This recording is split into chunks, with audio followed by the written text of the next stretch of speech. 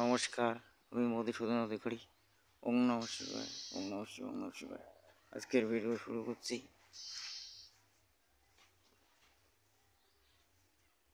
তর্জনী আঙ্গুল হাতে বৃহস্পতি পর্বতে ক্রস চিহ্ন, মিস্টার ক্রস ও ত্রিশূল চিহ্ন নিয়ে আলোচনা করব।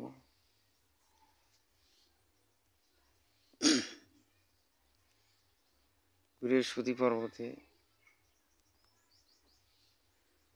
ত্রিশূল চিহ্ন থাকলে জাতক ধার্মিক ও আধ্যাত্মিক লাভ করবে এবং অর্থ লাভ করবেন। আর বৃহস্পতি পর্বতে চতুর্ভুজ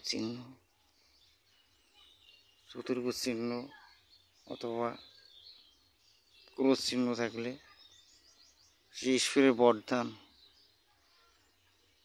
বরদানের রেখাও বলা হয় এবং তাদেরকে মোক্ষ লাভ থেকে কেউ আটকাতে পারে না এবং জাতক গুরু বল 100% মোক্ষ লাভ করবে বা জ্যোতিষশাস্ত্রে বলা আছে।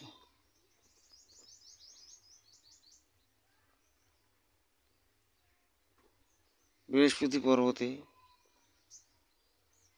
যদি ধনুর্বাণ চিহ্ন থাকে জাতক সাহসিক ও পরাক্রমী হয়, অর্জুনের মতন লক্ষ্যভেদ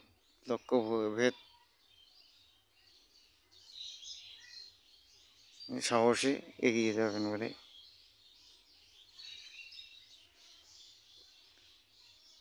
বৃহস্পতি পর্বতে ঘট কলসির চিহ্ন থাকলে জাতক লক্ষ্মী দেবীর কৃপা অসীম মেলে বলে জ্যোতিষশাস্ত্রে বলা আছে।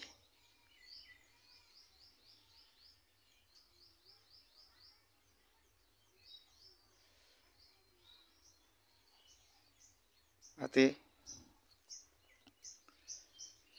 মৎস্য চিহ্ন থাকলে জাতক ধার্মিক ও শিক্ষা লাভে পারদর্শিত হবেন।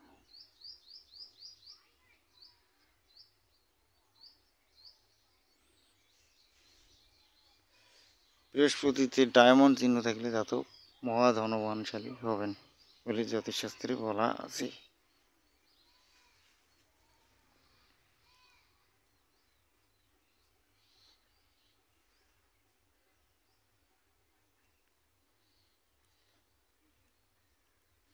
এবং বৃহস্পতি পর্বতে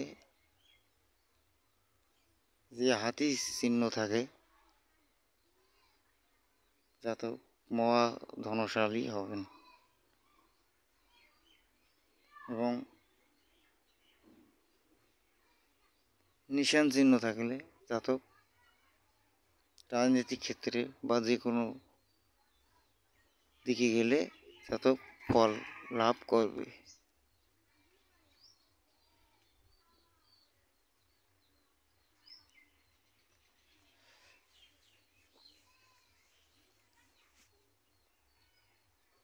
এবং আরও কিছু আছে চিহ্ন যা সামুদ্রিক চিহ্ন বলে পরিচিত।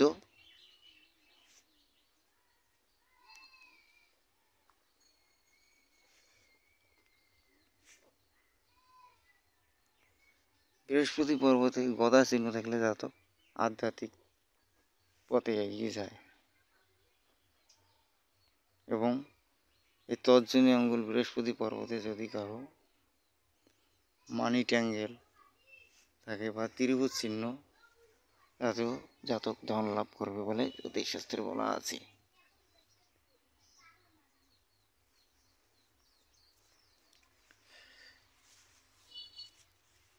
তর্জনী আঙ্গুলে যদি আমরা বিচার করি সামুদ্রিক চিহ্ন যে কোনো একটি থাকলে জাতক আধ্যাত্মিক শিক্ষা লাভ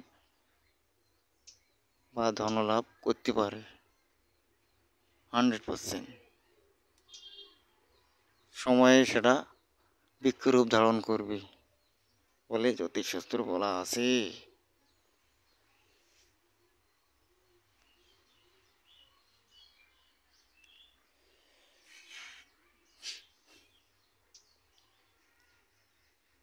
বৃহস্পতি পর্বতে যদি কোনো একটি সামুদ্রিক চিহ্ন থাকে, ত্রিশূল, হাতি, ঘোড়া, উট অথবা মৎস্য তিল্য চিহ্ন অথবা স্টার চিহ্ন থাকলে জাতক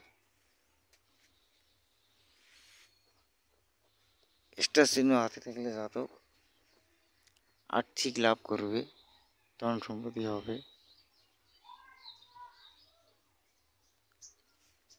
এবং জাতক আস্তে আস্তে সমস্ত কিছু সংসার এগিয়ে নিয়ে যাবেন।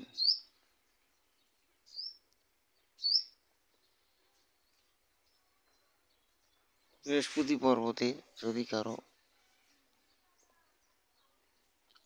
চক্র চিহ্ন থাকে, জাতক ধার্মিক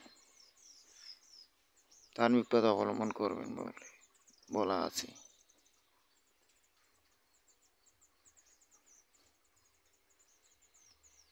তর্জনী আঙ্গুলে বৃহস্পতি পর্বত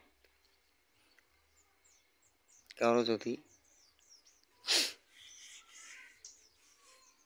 করম চিহ্ন থাকে বা পাদুকা চিহ্ন, জাতক সন্ন্যাসী হবেন বলে জ্যোতিষশাস্ত্র বলা আছে।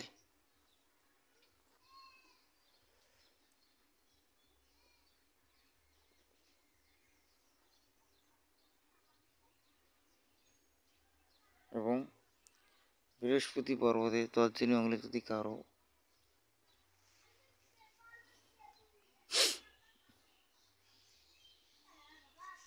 ডমরু চিহ্ন থাকে তাহলে জাতক ধনশালী বা আধ্যাত্মিক পথ দিয়ে যাবেন বলে জ্যোতিষশাস্ত্র বলা আছে।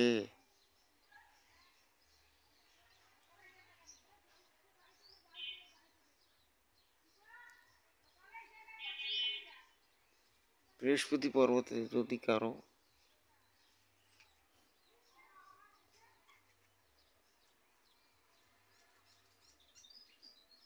চিহ্ন, বৃহস্পতি পর্বতে যদি কারো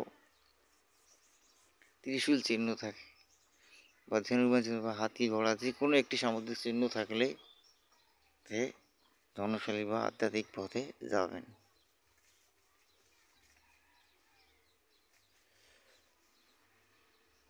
বৃহস্পতি পর্বত বা তর্জনীগুলো যদি কারো চতুর্ভুজ বা জুপিটার ক্রস অথবা মিস্টেরিয়াস ক্রস থাকে তবে 100% তার মুক্তি লাভ থেকে কেউ বাধা দিতে পারবে না, সে মোক্ষ লাভ করবে। কিন্তু ছোট মুখে বড় কথা তো আমি বলতে পারবো না।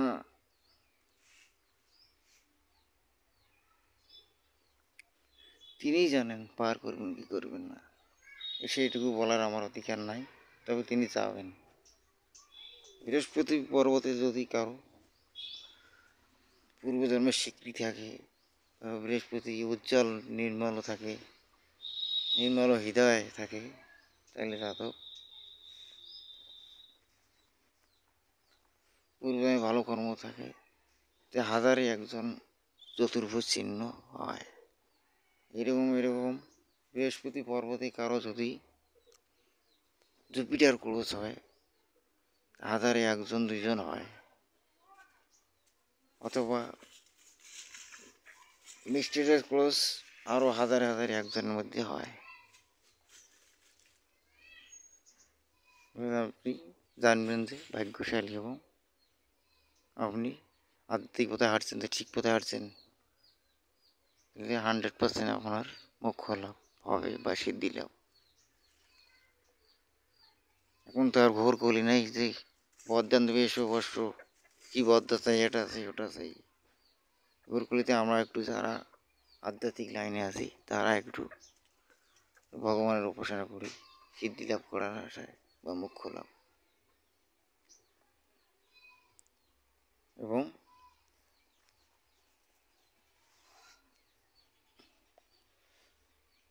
বৃহস্পতি চতুর্ভুজ থাকলে সুতরাং ঈশ্বরের বরদানও বলা হয় রেখা। এটা তো কোনো রাজা বা বাদশাহ হওয়ার কথা না। রাজা বাদশাহ কোনো করে দেয় না, ঈশ্বরের বরদান এটা বলা চলে। এই চিহ্ন কি আমাদের কেউ করে কোনোদিন করে দিয়েছে? এটা দিয়েছে, ঈশ্বর করে দিয়েছে। সুতরাং আমাদের বুঝতে হবে,